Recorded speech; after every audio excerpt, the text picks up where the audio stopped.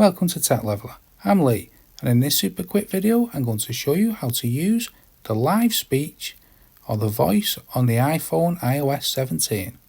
Now, to turn this on, you first want to head into your settings, then come down to accessibility, and then scroll down until you find the speech section, and then live speech. As you can see, it's currently off, so let's tab into this and turn it on with the top tab here, making it go green. This turns on live speech. Then you can select your favourite phrases, and underneath you can choose your preferred voice.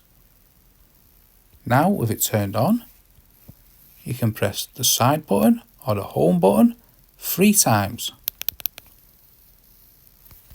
Then you can type your phrase, then press send. Hello there.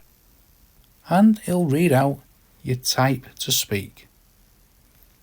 So that's how to use the live speech on the iPhone iOS 17. Hope you found that video helpful. If you did, smash the like, smash the subscribe, and thank you for watching.